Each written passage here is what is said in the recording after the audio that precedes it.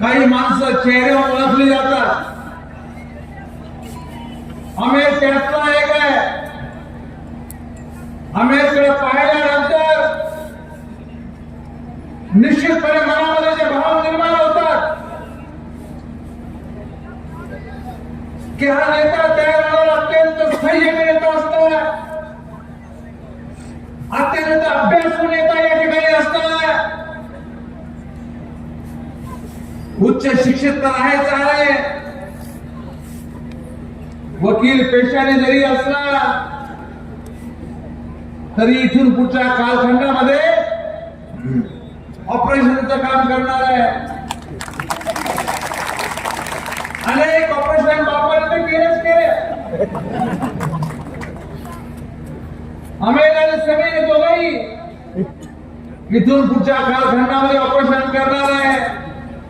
माझी समीरला आणि आमिरला विनंती आहे, अरे बाबा आम्हाला काय काम तर दोघा जणांच्या मित्राला,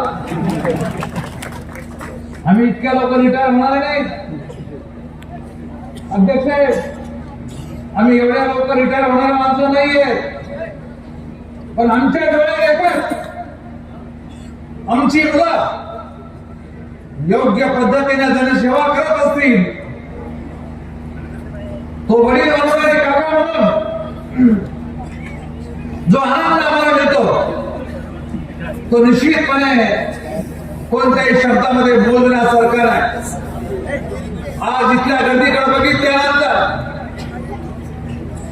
एक वेगळ्या प्रकारचा विश्वास आमच्या मनामध्ये निर्माण झालेला आहे. मी गेली 40 वर्ष आमदार आहे, पण या 40 वर्षामध्ये मी अनेक जिल्हा परिषदेच्या निवडणुकीला समोर गेलो. माझ्या आयुष्यामध्ये अशा प्रकारची सभा जिल्हा परिषदेची मी पाहिलीच नाही. त्यामुळे म्हणतो मी की समितीच्या सभेला आलो, प्रचंड गर्दी होती त्या सभेला, आणि त्यावेळेस मी सांगितलं होतं की 25,000च्या मताधिक्याने समीर विजय होणार आहे, आणि ते सुद्धा खरं ठरलं.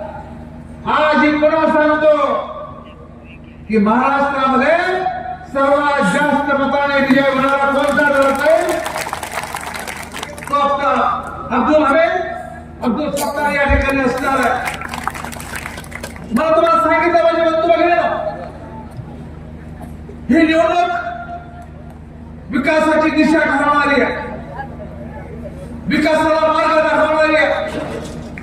नवीन नेतृत्व निर्माण करतो आपण. माननीय सत्तार साहेबांच्या नेतृत्वामध्ये त्या संपूर्ण सिल्लोड शिवगाव मतदारसंघाचा चेहरा मला बदलू लागलेला. राज्यातल्या 288 आमदारांपैकी सर्व आमदारांना कुतूहल आहे की अब्दुल सत्तार आपल्या मतदारसंघामध्ये एवढी कामं कसे करू शकतो. 25,000 कोटीचा निधी गेल्या 3 वर्षामध्ये माननीय सत्तार साहेबांनी या मतदारसंघासाठी या ठिकाणी आणलेला आहे. महाराष्ट्राच्या 288 आमदारांमध्ये एकही आमदार नाही की ज्याच्या वाट्याला 25,000 कोटी या ठिकाणी आले. विकासाचा तर गप्पा आहे, पुढच्या लोकांनी करायचेच नाही. विकासावर ते बोलू शकत नाही.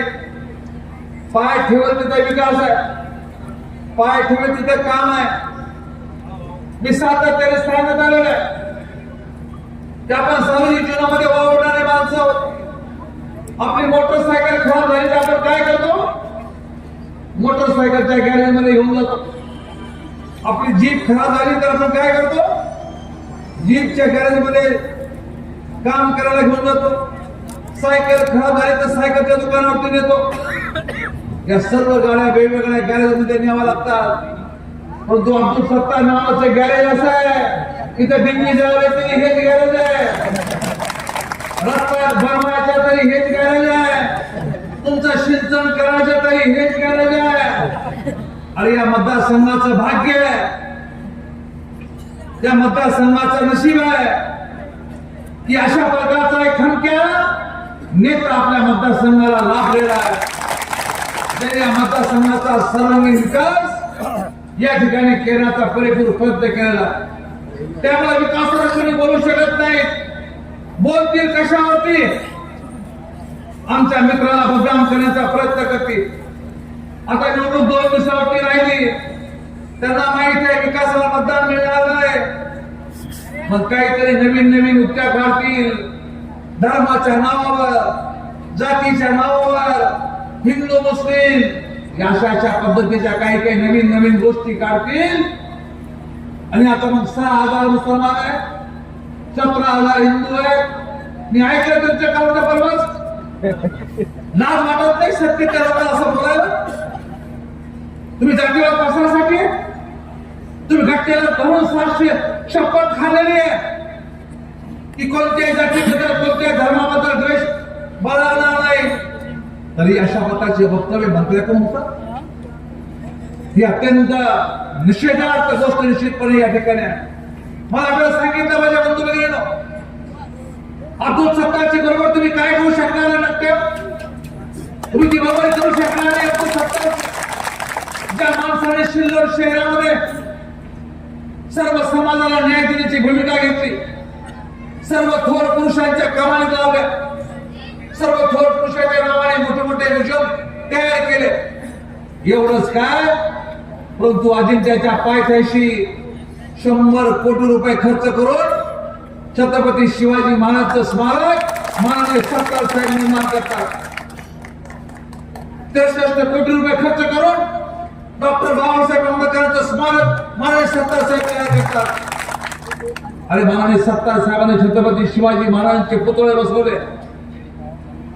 या नालायकाला लाज नाही वाटत? एक मुस्लिम माणूस छत्रपती शिवाजी महाराजांचे पुतळे उभा करतो आणि हे म्हणतात की हा पुतळा अब्दुल सत्तारने उभा केलेला आहे, हा मुसलमानाचा पुतळा आहे. अरे छत्रपती शिवाजी महाराजांना सुद्धा अशा पद्धतीने बोलतात, लाज कशी वाटत नाही लोकांना? तुम्ही एक पुतळा उभा केला का दाखवा आम्हाला. 100 कोटी रुपयाचं स्मारक उभं राहिलेलं आहे. यांच्या डोळ्यामध्ये सर्व खुलून आलेलं आहे. त्यामुळे मला आपल्याला विनंती करायची बंधू वगैरे की अशा पद्धतीनं जाती धर्माच्या नावावरती या ठिकाणी ही निवडणूक नेण्याचा प्रयत्न करते. काय या सत्याच्या लोकांनी काय केलं?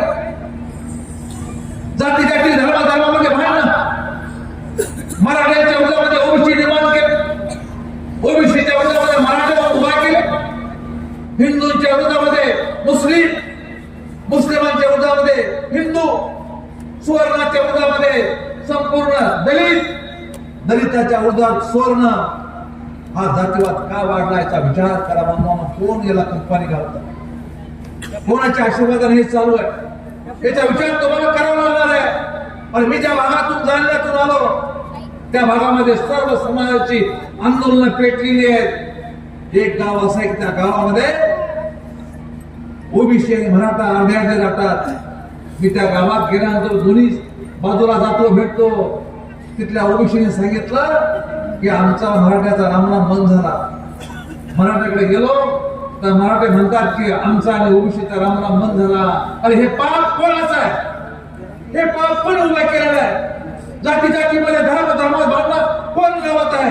याचा विचार करण्याची वेळ निश्चितपणे आता आलेली आहे. आमेर आणि बाकी सर्व आमच्या भगिनी रजनीताई आणि अर्चनाताई एवढी होतीलच, परंतु या माध्यमातून तुम्हाला सत्तार साहेबांना एक वेगळ्या पद्धतीने ताकद द्यायची, सत्तार साहेबांना हिंमत आणि ताकद द्यायची. मला सांगत होते की मी अमेरिका अजून गेलो नाही. बरं सत्तार साहेब तुम्ही एकटे पालक नाही, त्याचे हे जमले हे सर्व अमेरचे पालक आहेत, सर्व जो माणूस रात्रंदिवस तुमची काळजी करतो. आता पर्यायाने तुमची जबाबदारी आहे आमेरची आणि सर्व भगिनीची भावाची काळजी घेणं तुमची जबाबदारी आहे. आणि मला खात्री आहे सत्तासाहेब चिंता करायची गरज नाही. मला खात्री आहे की निश्चितपणे मी ज्या सांगितल्या पद्धतीनं महाराष्ट्रामध्ये एक वेगळा इतिहास आपला हा गट या ठिकाणी निर्माण करेल. आपण सर्वांनी धनुष्यबाणाला मतदान करावं एवढं आव्हान करतो. इथून परवानगी घेतला जातो. जय हिंद, जय महाराष्ट्र, धन्यवाद.